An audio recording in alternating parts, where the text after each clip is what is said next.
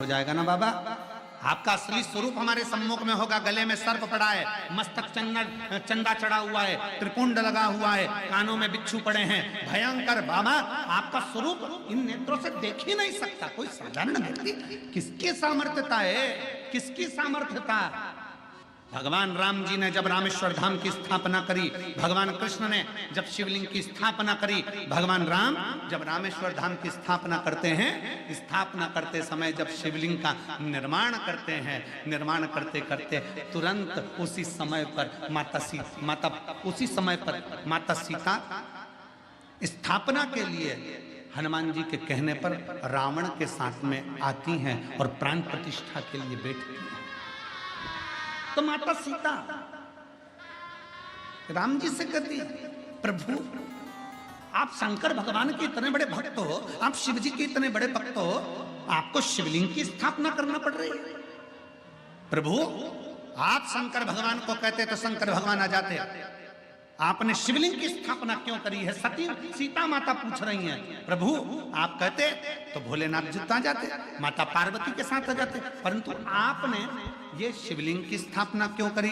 तब माता सीता के शब्द सुनकर भगवान राम कहते हैं कि मैं जानता हूं, मैं बुलाता मेरे भोले बाबा आ जाते, पर मैं तो आज दर्शन कर लेता, भोले बाबा चले भी जाते, पर संसार के लोगों के लिए ये शिवलिंग इसलिए स्थापना कर रहा हूँ कि संसार के मनुष्य अपनी इन नग्न नेत्रों से शंकर जी को नहीं देख सकते, पर इन नेत्रों से शंकर के शिवलिंग का अगर दर्शन कर लेंगे तो उनको शंकर का ही दर्शन का पुण्य प्राप्त हो। कई लोग कहते हैं विश्वनाथ की धरा मेरे भोले बाबा की धरा है, तो भोलेनाथ यहाँ विराजते क्यों नहीं है? शिव महापुराण की कथा कहती है संसार का मनुष्य अपने नेत्रों से शिव का दर्शन नहीं कर सकता। उसको दर्शन करने के लिए कौटि कौटि ना जाने कितने कितने जन्म लेना पड़ेंगे, और जन्म लेने के बाद भी शंकर का दर्शन नहीं कर सकता, क्योंकि वो शिव को पहचान नहीं सकता। इसलिए भगवान शंकर एक लिंग के स्वरूप में विराजमान रहते हैं। ये 12 ज्योतिर्लिंग क्यों कहते हैं? ज्योतिर्लिंग का मतलब है कि वहां ज्योति है, वहां बल है, वहां अग्नि है, वहां का केवल दर्शन मात्र ही जीव के पापों को नष्ट कर देता है।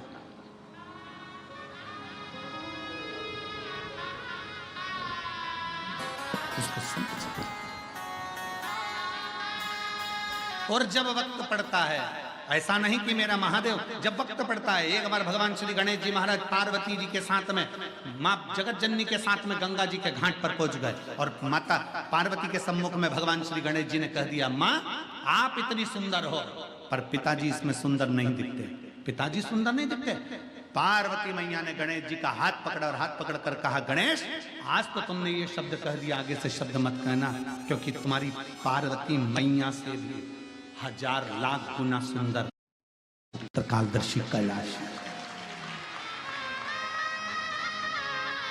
मां मुझे मेरे पिताजी का वो दर्शन करना है जिसमें मेरे पिताजी इतने सुंदर नजर आते हैं। शंकर के लिए माता पार्वती जी ने उसी समय कह दिया कि पुत्र गणेश को आपका सुंदर स्वरूप का दर्शन करना है। कौन सा स्वरूप? शंकर भगवान से माता पार्वती जी कहती हैं, कर्पूर गौरम करुणावतारम, आपका वो स्वरूप जो कपूर की तरह निर्मल बड़ा सुंदर स्वरूप है, एक बार दर्शन करा। का हाथ पकड़कर शंकर भगवान गंगा जी के जल में ले गए, और भगवान शंकर ने जो गंगा में एक डुबकी लगाई, स्वरूप देखकर गणेश जी महाराज को भी हजारों मुख करना पड़े, हजारों नेत्र करना पड़े। एक विनायक नहीं, अष्ट विनायक, और अष्ट विनायक को संभालने के लिए अष्टलक्ष्मी,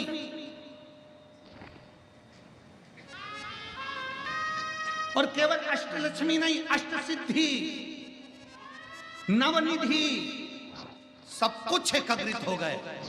तो भी शंकर के स्वरूप को देखकर श्री गणेश जी महाराज स्तुत हो गए। हाथ जोड़कर अपने पिताजी से कहा, मुझे ये स्वरूप अब मत दिखाओ, आपसे हाथ जोड़ता हूं, आप मेरी मैया से ज्यादा सुंदर हो, अब मुझे नहीं दर्शन करना, आपको प्रणाम करता हूं, अब नहीं करना, आपको हाथ जोड़ने। मैं मेरी मैया से ज्यादा सुंदर किसी को नहीं देख सकता, पर आप तो मेरी मैया से भी ज्यादा सुंदर।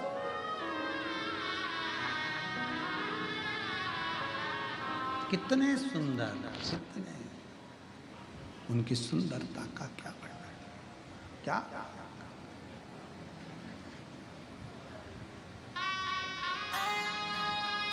उसकी महाराज शंकर भगवान की सुंदरता का क्या वर्णन करो, क्या महाराज शिव तत्व कहता है, शंकर भगवान की कथा कहती है, कहते हैं ब्यूटी पार्लर जाओ सुंदर दिखोगे। शिव महापुराण की कथा में आज हम तुमसे कह रहे हैं शंकर जी के मंदिर में एक लोटा जल चढ़ाना प्रारंभ करो, ब्यूटी पार्लर जाने की जरूरत नहीं पड़ेगी, आप स्वयं सुंदर दिखोगे। कोई पार्लर नहीं, पानी से मुंडा धोगे, कंगा पार्टी करोगे और कथा में आकर बैठ जाना, लोग भी देखकर कहेंगे कौन से पार्लर में गई थी, बड़ी सुंदर दिख रही। और तुम कई कई बुजुर्ग माताओं को देखना जो शंकर जी के मंदिर में एक लोटा जल चढ़ाती है ना, ओल्ड इज गोल्ड। कई कई बूढ़ी माताओं को सुंदर दिखेगी, ऐसा लगे, कई बार तो बहुओं का भी दिल जल जाता है। मैं बता बुढ़ी हो के मम्मी तुमने नई साड़ी पहनी, नहीं मेरी तो पुरानी। करवा चौथ में बहू इतनी तैयार हो रही और बूढ़ी मैया कुछ तैयार नहीं हो रही, अंदर गई, मुंडा धोया, बाल कंगा करा और आ गई पूजन करने के लिए। और देखा छठ की पूजन में, देखो छठ की पूजन में बहू इतना तैयार हो और सास को देखो ठेकुआ बनाने में लगी, और बनाया तो बनाया, और साथ में बूढ़ी माँ बस जो आई तैयार होकर, तो बहू में भी कहती है हमारी सास इतनी सुंदर दिख रही है, ये चमक ये दमक फुल वन में महक, सब कुछ सरकार तुम ही से है, सब कुछ सुंदरता उसने दे, वो देता है, कुछ नहीं चाहिए।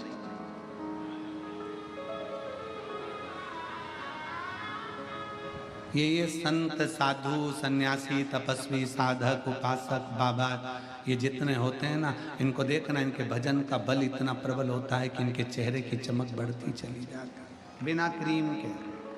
और फिर निवेदन है, क्रीम की चमक 2-4 साल की होती है और अच्छे कर्म की चमक मरते दम तक होती है, मरते। ऐरावतेश्वर महादेव की कथा कर रही है, ऐरावत हाथी हार गया, अंत में विचार करा, भगवान नारायण के पास पहुंचा, प्रभु मुझे अपशब्द कहे जा रहे हैं, मुझे ताने दिए जा रहे हैं, मुझे गाली दी जा रही है, मुझे आड़ा टेढ़ा कहा जा रहा है, क्यों डरता है, क्यों चिंता करता है, क्यों सोच। अब सौंप दिया इस जीवन का सब भार तुम्हारे हाथों में, हे जीत तुम्हारे हाथों में, हे हमारे हाथों में। भगवान नारायण ने कहा ऐरावत हाथी से बस इतना याद रख, तू भजन कर, मना नहीं, स्मरण कर, कोई ताना दे, गाली दे, अपशब्द कहे, कहने दे, पर अपने भीतर अहम मत आने।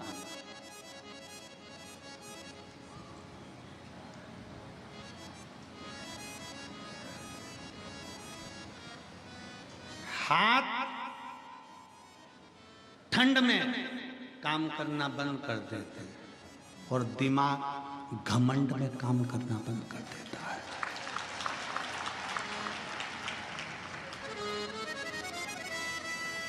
हाथ ठंड में काम नहीं करते और दिमाग, जम के बोलो जरा, घमंड में काम नहीं करता। इसलिए मेरे नारायण भगवान ऐरावत हाथी से जिंदगी में तुझे ये घमंड ना आना चाहिए कि तू समुद्र से प्रकट हुआ है, तेरे पास सारी सिद्धियां हैं, तेरे पास सारा बल है, तेरे पास सारा वैभव है, तू उसी वैभव के बल पर तो कहीं विवाद नहीं कर रहा। ठंड में हाथ काम नहीं करते और घमंड दिमाग काम नहीं करते। जब व्यक्ति को घमंड आ जाता है, अहंकार आ जाता है, बहुत बहुत अभिमान, बहुत।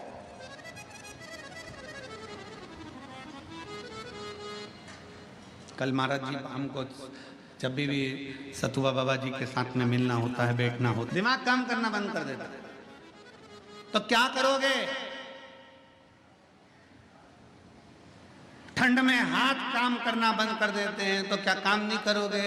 जम के बोलो जरा, अरे बोलो तो जम के करोगे ना?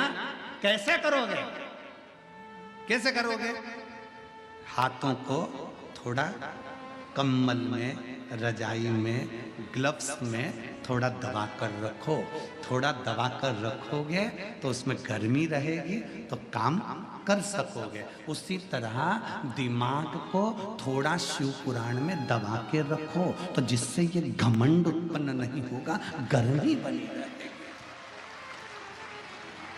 शिव महापुराण की कथा, भगवान शंकर की कथा, शिव तत्व की कथा ये हमको सिखाती है।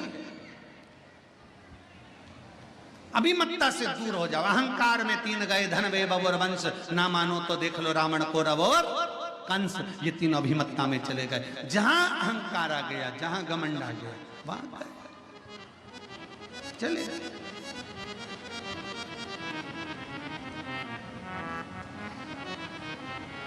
छोड़ दो ये अभिमत्ता को, त्याग, अहंकार का त्याग। और जिस दिन एक पत्र की कथा सुन रहे, बड़े सावधानी से बोलिए। किसके लिए लगाते हो? भगवान का श्रृंगार करने के लिए त्रिपुंड लगाते हो क्या? जम के बोलो जरा जल्दी से। आधे बोल रहे हैं हाँ, आधे बोल रहे हैं ना। ठीक है। भगवान की पूजन करने के लिए त्रिपुंड लगाते हो क्या? जम के बोलो जल्दी से। आधे बोले हाँ, आधे बोले।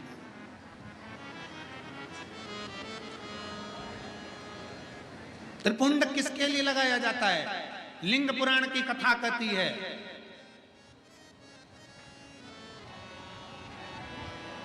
त्रिपुंड किसके लिए लगाया जाता है।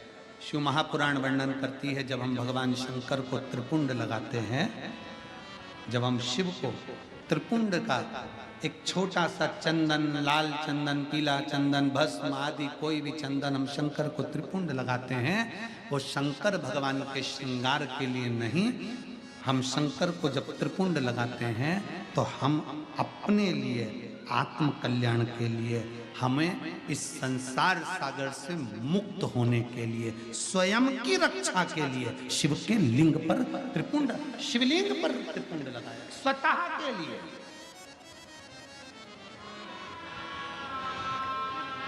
अब एक त्रिपुंड हो गया शिवलिंग का, किसके लिए लगाया? जम के बोलो जरा, अपने लिए। अब दूसरा त्रिपुंड, भगवान शंकर को त्रिपुंड लगाया स्वतः के लिए।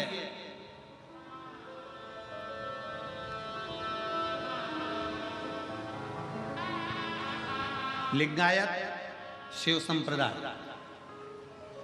काशी में भी लिंगायत शिव संप्रदाय का बहुत बड़ा मठ बना हुआ है महाराज जी। लिंगायत शिव संप्रदाय में कहा गया, शंकर भगवान का त्रिपुंड लगाया वो अपने लिए है, पर अपने मस्तक पर जब कोई स्त्री, पुरुष, कोई बच्चा, कोई बेटी, कोई बूढ़ा, कोई जवान जब अपने मस्तक पर त्रिपुंड लगाता है, तब वो शिव के लिए होता है, वो शंकर। श्वास शिव है, जब श्वास निकल गई तब शव है। इसलिए शिव महापुराण की कथा कहती है, श्वास चले तब तक त्रिपुंड भी धारण करना चाहिए। त्रिपुंड भी, जो त्रिपुंड तुमने लगाया मस्तक पर, वो मेरे शंकर को लग गया, क्योंकि कंकर कंकर में शंकर है। उसी तरह पूरे तलातल रसातल में, इस संसार सागर में, इस भूमि पर, मृत्यु लोक में जितने मनुष्य निवास करते हैं, इस भूमंडल पर जितने जीव निवास करते हैं, वो सारे जीवों में शंकर समाया हुआ है। हम लगाए, हमने हमारे शिव को लगा लिया। शिव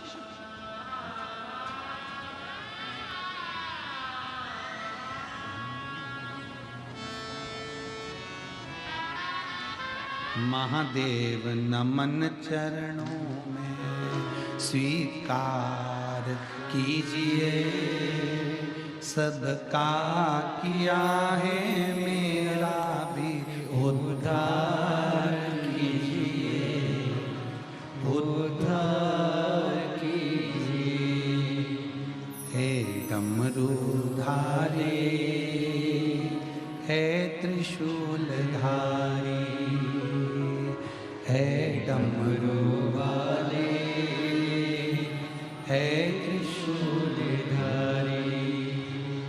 महादेव नमन चरणों में, महादेव नमन चरणों में, स्वीकार कीजिए सबका किया है, मेरा भी उद्धार कीजिए, उद्धार कीजिए। हे डमरूधारी,